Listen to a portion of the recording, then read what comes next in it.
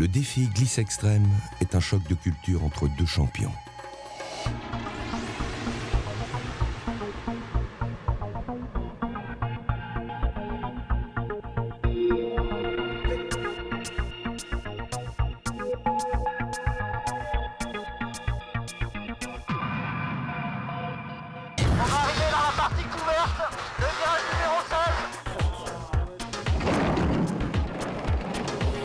J'ai la possibilité, mais je freine pas.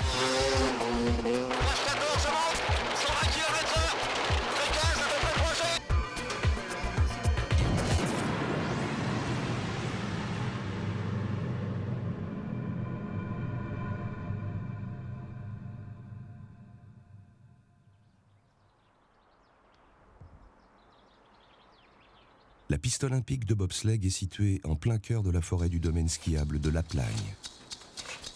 Alors là, je rabote la glace afin de lui donner le profil idéal pour que le bob puisse rentrer dans le virage. Maîtriser la glace est tout un art. Une organisation quasi militaire façonne l'élément sur 15 cm d'épaisseur et 1300 mètres de piste. Un seul objectif, le chrono. Balayer pour gagner des dixièmes, souffler pour des centièmes, arroser pour des millièmes. Ce toboggan glacé devient alors une descente infernale. Donc là, ils sont en train de passer une machine en fait, pour faire la trace. Ça permet de faire 2 rails dans lesquels vont se mettre les patins du bob. Et ça permet donc que les bobeurs et les breaks poussent le bob jusqu'à la fin de la ligne droite, tout en gardant une trajectoire rectiligne. Comme ça, après, ils sautent dans le bob et ils rentrent dans le virage 20.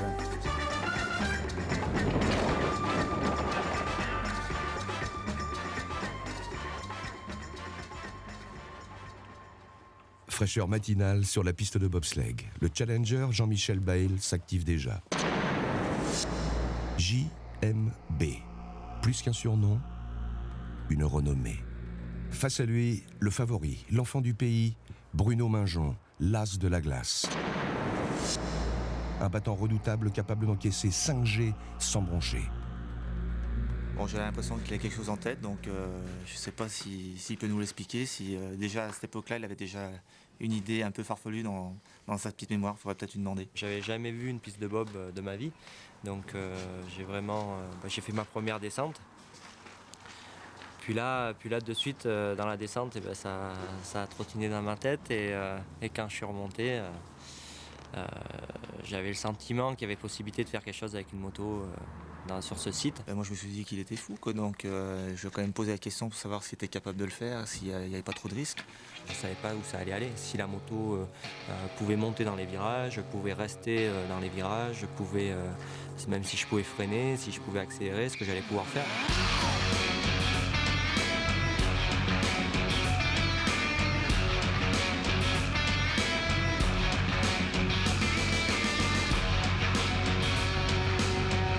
Le défi est lancé. Impensable. Unique au monde. Une moto contre un bobsleigh dans un duel incroyable. Entre curiosité et étonnement, une seule question sur toutes les lèvres. Qu'est-ce que ces deux machines peuvent avoir en commun, à part la piste ?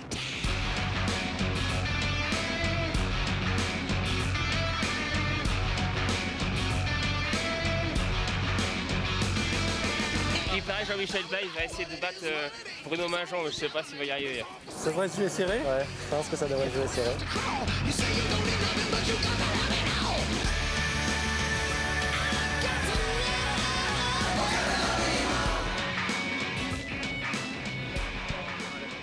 En dehors de la piste, je veux bien, mais dans la piste, non, c'est pas mon truc. Je pense qu'il faut laisser aux professionnels. Mais à côté, pourquoi pas, faire un petit tour pour voir ce que ça donne. Jean-Michel nous a prouvé à maintes reprises qu'il est capable de changer de discipline et d'être très fort. Donc là, c'est vrai que c'est un pari audacieux. C'est tout à son honneur parce que c'est pas évident de venir lancer des défis comme ça aux gens de la montagne, surtout quand on connaît le palmarès de Bruno en bob. On va dire qu'il connaît la piste sur centimètre par centimètre, alors que Jean-Michel a fait quelques roulages et donc pour l'instant, il y a quand même une grosse part d'incertitude. Mais je pense que pour le sport en général, c'est une belle chose. J'ai eu l'idée et je me suis dit ça doit pouvoir descendre en moto. Maintenant, j'ai bien dit, ça doit pouvoir descendre. Là, on a plus de bobsleigh. Ouais. Et la moto aussi. La moto aussi. Ouais. C'est de la folie. Ça vous paraît possible? C'est impossible. Je pense que c'est un terrain hostile pour une moto. Donc on verra bien, mais bon. Mais bon, pour ça, après, il fallait être en mesure de pouvoir se battre sur la piste. Donc c'était une autre histoire entre descendre la piste et la descendre dans des temps comparables à ceux dans bobsleigh, c'est autre chose encore. Celui qui a le plus de chance, c'est le bobsleigh. En bobsleigh, je pense. La moto aura peut-être l'avantage de partir plus rapidement, mais je pense que le bobsleigh devrait rattraper par la suite. Là, je vois quand même bien le spécialiste de la piste de bobsleigh gagner. Le bob est plus adapté, mais après, pourquoi pas. Je pense qu'il peut faire un bon résultat. Hein. Je sais pas s'il va battre le Bob, mais bon. Bob premier, moto deuxième. Je sais pas, jamais je me suis posé la question, imaginez avec ma moto dans la piste, sur la piste de Bob. Donc au niveau des accélérations et même au niveau des prises de virage relevées, je sais pas. J'aimerais voir ça quoi. Donc, Tu vas voir. Je vais voir ça.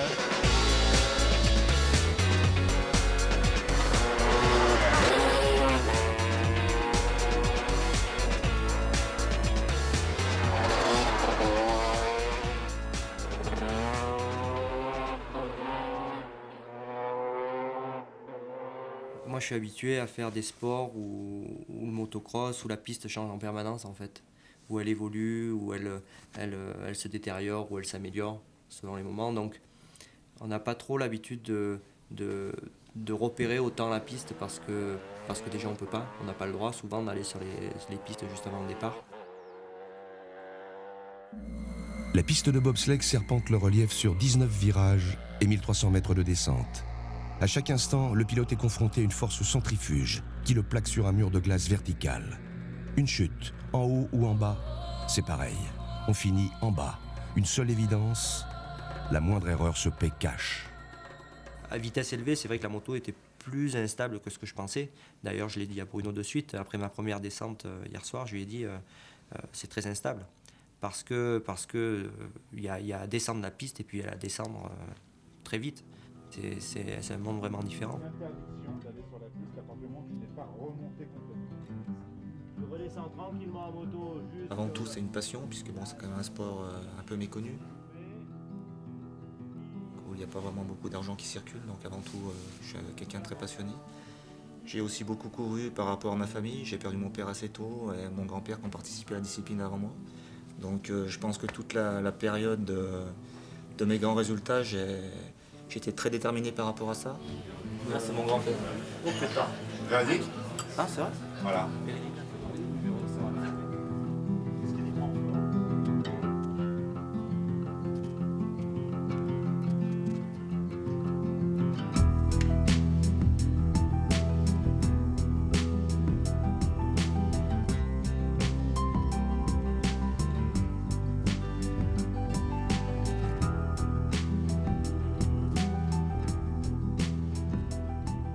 Là, c'est le Bob A2 qu'on a utilisé pour les tests. Pour moi, donc, la barre de poussée, donc pour le start, pour le départ. Ouais. Donc, grâce à ça, on essaie de lancer l'engin le plus rapidement possible. Et après, j'embarque à l'intérieur et je prends mes manettes qui, en fait, commandent un train avant. Donc, ce train avant qui est ici. Donc, les deux pieds calés dans les cale-pieds et les deux mains qui actionnent les deux manettes droite et gauche qui commandent le train avant. Donc grâce à ça, je choisis des trajectoires différentes dans certains virages, dans certaines parties de la piste pour essayer d'aller le plus vite possible. C'est un travail énorme qui se fait avec les pousseurs et en fait on ne se rend pas compte mais il n'y a pas qu'un pilote, il y a vraiment une équipe derrière pour faire un résultat final. On va positionner, on va courir en saisissant des poignées qui se trouvent à l'arrière. Donc on va arracher de cette manière-là, courir, ensuite j'embarque. N'oublions pas de rentrer le pousseur du pilote. Et pendant la descente, je suis comme ça. Et quand on arrive, je me saisis des freins et j'arrête le bob.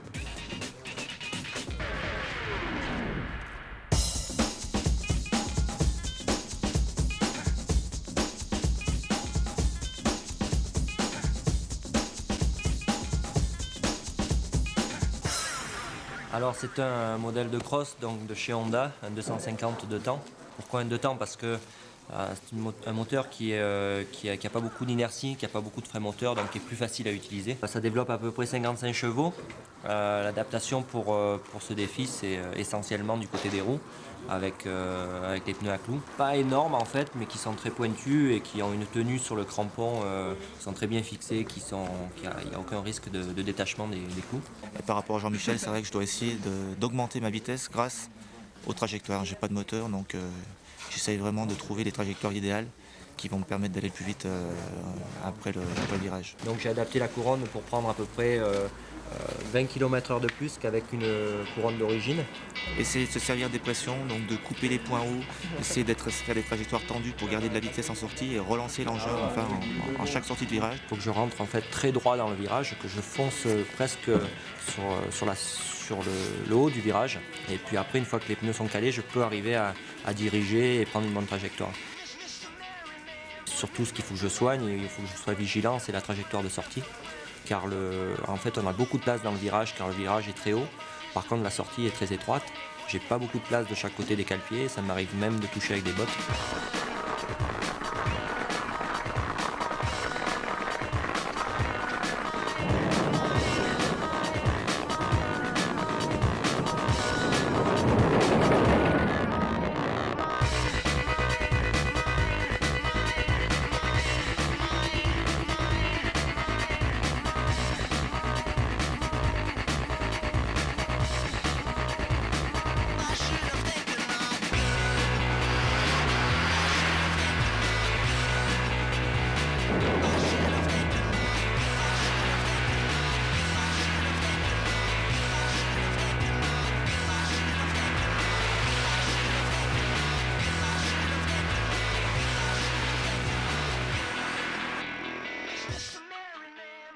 Je vois de la glace. De la glace, c'est de la glace. Hein.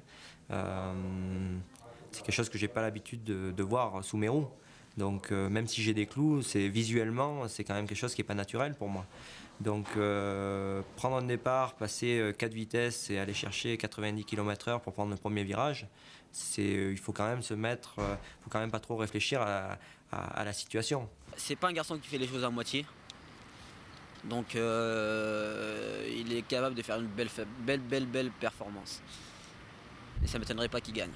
Jean-Michel Bell, c'est évident, c'est la pointure dans tout ce qui est sport mécanique et en moto, c'est un dieu. Donc s'il y a quelqu'un qui peut réaliser ça, c'est peut-être lui. Ouais. C'est pas évident. Officiellement, je dirais le Bob quand même. Mais moi je dis c'est Jean-Michel. Franchement, je sais pas pourquoi. C'est ça qui me fait hésiter, le fait que lui ait la possibilité de relancer maintenant. Bruno, il a aucune perte de vitesse quasiment, il y a quasiment zéro frottement et c'est assez à fond tout le temps. Sur une descente.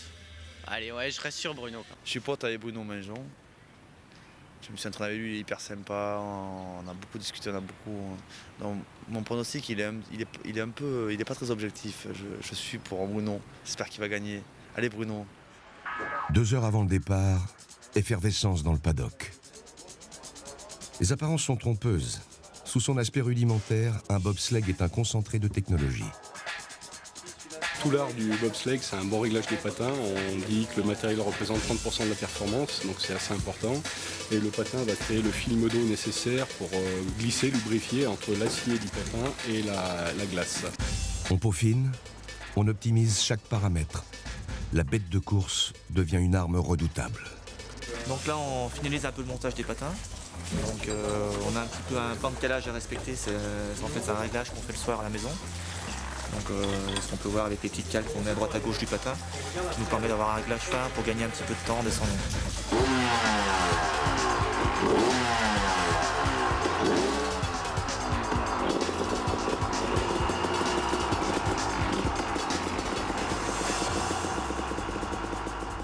Non, juste vérifier si tout allait bien, surtout ici on est en altitude, donc carburation est un peu différente. Donc sur les courses, on a bien sûr des mécaniciens, tout ça, mais bon, faut savoir tout faire.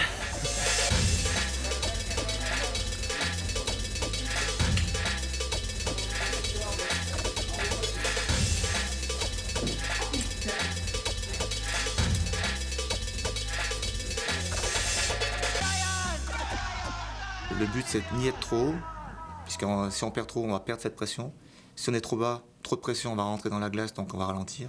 Donc il y a un juste milieu à trouver, et ce juste milieu se trouve par le fait que chaque année, on fait un maximum de descente, on essaie de trouver un maximum de feeling sur chaque piste. Ok. Allez, on sert de l'air de pousser. Et on rentre dans le virage 1, donc vitesse relativement basse, à peu près 15 km/h. La vitesse commence à augmenter, on rentre dans le virage 2. Là, pareil, je passe au fond, je gagne du temps. Donc moi, je monte et je coupe la sortie. Virage 4, pareil, coupe l'entrée, j'anticipe et sors. La vitesse commence à monter à peu près 110 km/h. Virage 6, je coupe l'entrée beaucoup. Et je sors. On essaye de monter bien haut. Il y a des chicanes rapides. On va arriver dans un grand virage à droite. Encore des chicanes très rapides ici. On passe au fond, on bouge, je coupe l'entrée. Et j'anticipe la sortie. Et là je rentre dans la partie rapide. Un virage à gauche. On va arriver dans la partie couverte. Virage 14, je monte. 120 km/h. Fréquence à peu près projet, ça appuie. 16. On rentre dans le tunnel. Le virage numéro 16. Et maintenant la portion la plus rapide. 90, 100 km/h ici. 18. La partie lente. On rentre dans le 19, je coupe l'entrée. Et j'attends la sortie, j'anticipe. Et le dernier virage à 120, 110 km/h. Et c'est l'arrivée.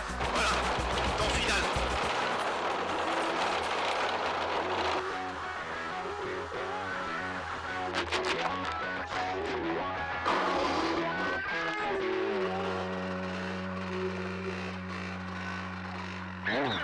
Ah ben, l'avantage, c'est le moteur. Le moteur me permet déjà de prendre de la vitesse très rapidement. Je pense que Bruno est plus aidé par la force centrifuge à ce niveau-là. Le fait que le bob est quand même bien fixé, bien ancré dans la glace. Ils sont deux dessus. Le bob, lui, sera chez lui. Hein. Donc, il n'y a pas de comparaison à faire. Je pense que la moto va gagner du temps au démarrage. C'est après, une fois qu'elle va être lancée, est-ce qu'elle va être capable de maintenir sa vitesse dans ces virages, dans ces courbes très difficiles à soutenir. L'enjeu est là, à mon avis. Moi, j'essaye surtout d'être très détendu et justement d'être détendu pour pouvoir avoir toutes mes capacités de réaction normales. Alors que des fois, quand on est un peu stressé, qu'on appréhende un peu quelque chose, on n'arrive pas à être suffisamment relâché pour avoir les bons réflexes au bon moment. Pour la concentration, donc avant chaque départ, je remonte la piste à pied, généralement à l'intérieur, et je me refais en fait toutes les trajectoires possibles, donc de chaque virage pour essayer de gagner des centièmes en descendant, pour anticiper les sorties, les entrées. Donc on a vraiment à être très concentré, et je pense que le gros de la performance chez nous, c'est 80% dans la tête.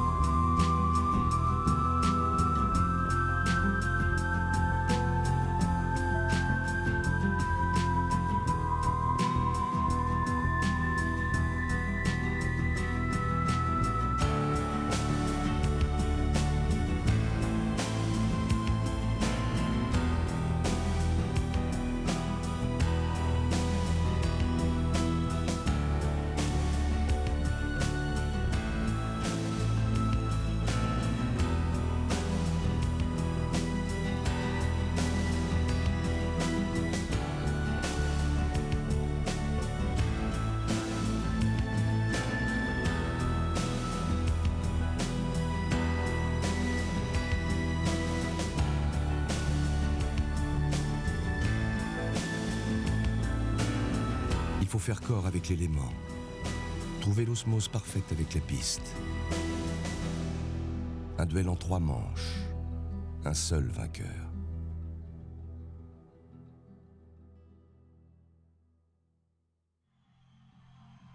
Pas quelque chose qu'on fait comme ça, quoi. Il faut être dans un état où on a envie de réaliser quelque chose de fort, et c'était la situation d'hier soir. L'heure du défi est arrivée. Au premier rang, un public nombreux dans le long virage numéro 16. Un écran panoramique naturel projette l'action sur 270 degrés pour cette première.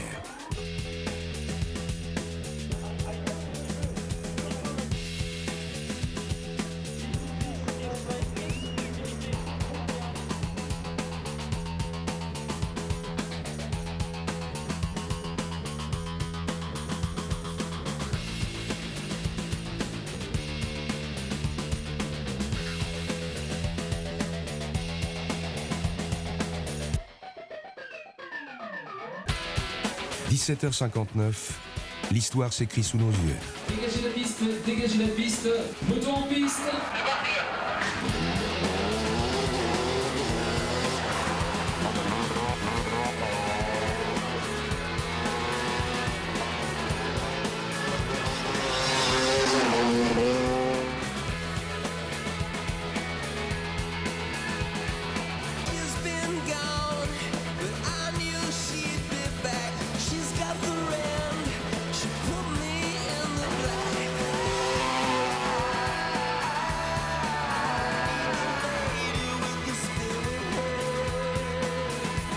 D'entrée de jeu, le pilote moto sonne la charge.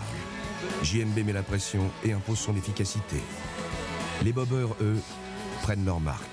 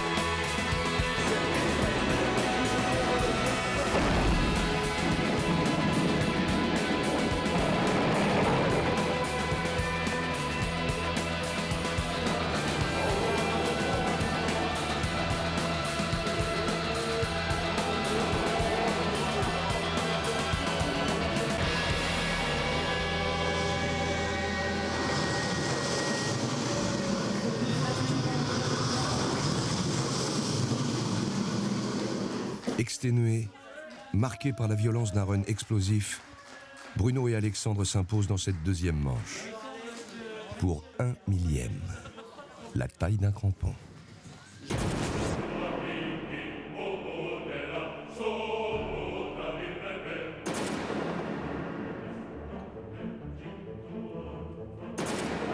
Dernier run pour JMB. Dernière chance. Tout se joue maintenant.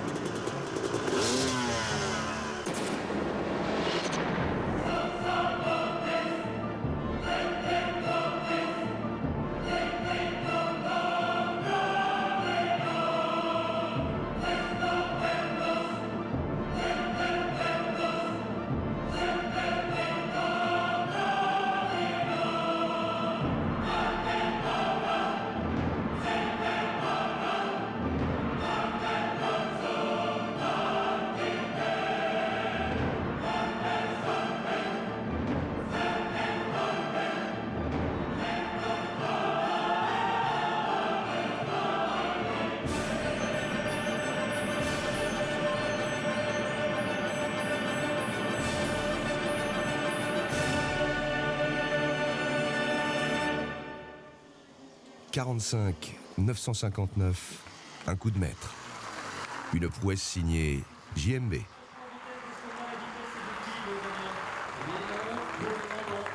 C'est la folie. Et le dernier virage là, c'est... Malgré tous les efforts de Bruno, 25 centièmes séparent ces deux hommes. JMB réalise enfin.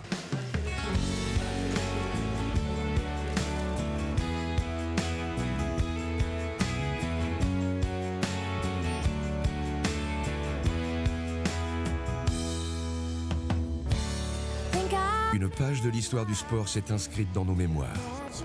Deux champions exceptionnels laissent leurs empreintes sur la glace olympique de La Plagne. Beaucoup plus qu'un duel, une aventure humaine. C'était pas facile. C'est pas quelque chose qui se fait facilement, surtout pour aller à ces vitesses-là, dans si peu de place, c'est beaucoup de risques, beaucoup de concentration, et on fait pas ça tous les jours. Il remporte ce défi glisse extrême. On s'est battu ce soir, mais on s'est battu comme des vrais sportifs et c'est un grand monsieur. Merci encore.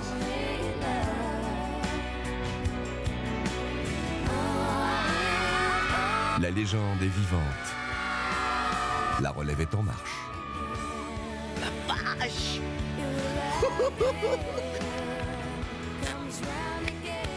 Putain.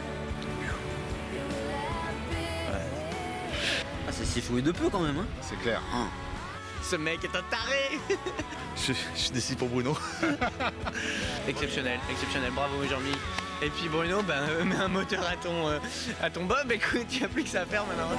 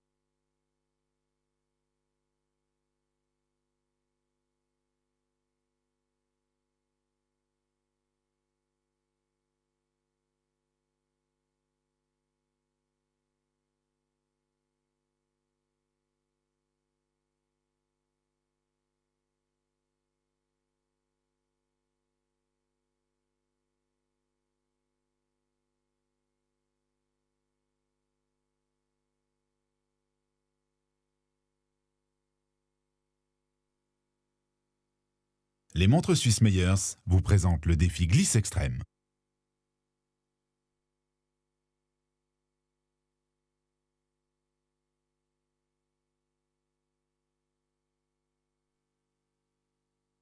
Les montres suisses Meyers vous ont présenté le défi glisse extrême.